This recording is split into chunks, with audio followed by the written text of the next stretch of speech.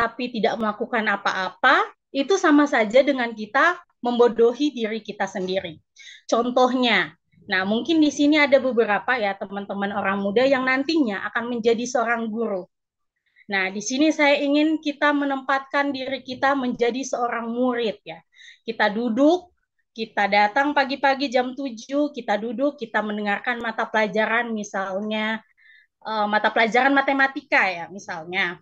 Kita hanya mendengarkan tapi kita tidak melakukannya, kita tidak mengulangi lagi pelajaran yang sudah kita pelajari itu di rumah.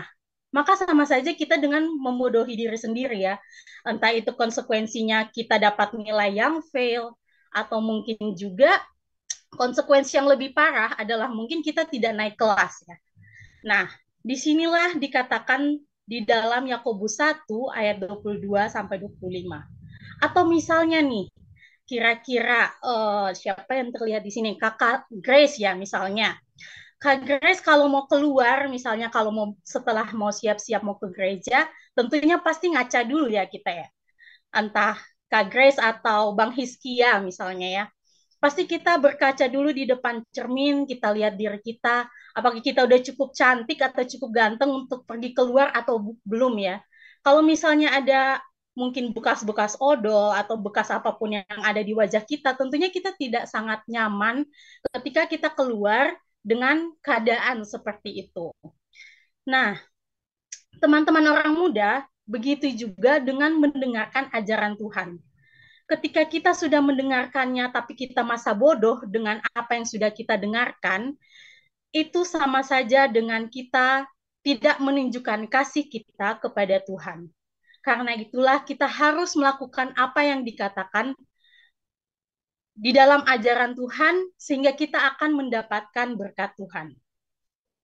Ada suatu cerita mengenai bangsa Israel. Tentunya teman-teman orang muda atau Bapak Ibu sekalian yang hadir pada malam hari ini tidak asing ya dengan cerita bangsa Israel ketika bangsa Israel keluar dari tanah Mesir menuju ke tanah perjanjian.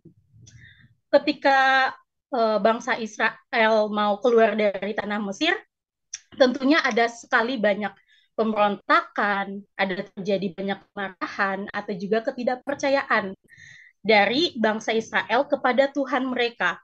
Padahal sebenarnya Tuhan itu yang sudah menyertai mereka selama perjalanan mereka, entah dari beberapa peristiwa-peristiwa ya yang sudah Tuhan berikan bagi bangsa Israel, juga ada rejeki dan juga kelepasan dari perbudakan di tanah Mesir. Nah, di sini satu hal yang bisa kita tarik adalah dari cerita bangsa Israel, pada saat-saat yang lemah inilah kita menemukan bagaimana ketaatan kita yang sejati kepada Tuhan. Ketaatan adalah suatu tindakan kasih, bagaimana kita mau untuk tetap setia kepada ajaran-ajaran Tuhan. Seperti yang sudah saya bacakan tadi di dalam Yakobus 1, Yakobus 1 ayat 22 sampai 25, di sini ada 3 hal menarik yang bisa kita tarik. Yang pertama adalah hidup sesuai dengan firman Tuhan tentunya ya. Seperti yang sudah saya bacakan tadi di ayat 22, 23, 24, dan 25. Kemudian hal kedua adalah kita harus menghubungkan pendengaran kita untuk mendengarkan firman Tuhan.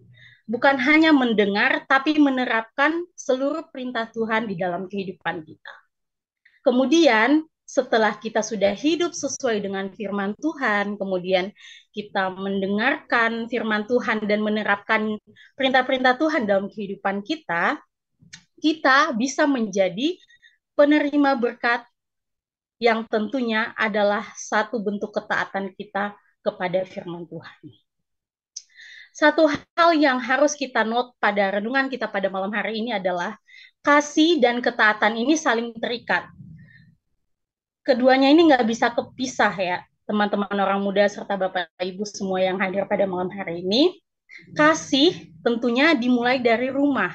Nah, tentunya kita sudah tahu pendidikan pertama kita itu adalah dari keluarga kita sendiri ya, dari orang tua. Sedangkan orang tua itu adalah wakil Allah di dunia ini. Bagaimana kita mau taat dan menurut menghormati firman Tuhan adalah contoh kecilnya kepada kita teman-teman orang muda dan adik-adik semuanya adalah kita mau untuk menghormati orang tua seperti yang tertulis di dalam Efesus 6 ayat 1 sampai 3. Kadang kita nih teman-teman orang muda merasa ya, mungkin masih kecil ya, kita merasa capek diomongin terus-terus sama orang tua, capek dinasihati terus sama orang tua, males mendengar arahan-arahan atau marahan orang tua gitu. Tapi satu hal yang perlu ditekankan di sini di renungan kita pada malam hari ini kepada adik-adik dan teman-teman orang muda adalah ketika kita sudah diajarkan oleh orang tua kita yang adalah wakil Allah di dunia ini, maka itu akan menjadi bekal kita pada saat kita beranjak dewasa nanti. Jadi, ketika kita taat dari kecil kepada wakil Allah di dunia ini, itu sudah menjadi suatu kebiasaan taat kita juga terhadap firman-firman Tuhan.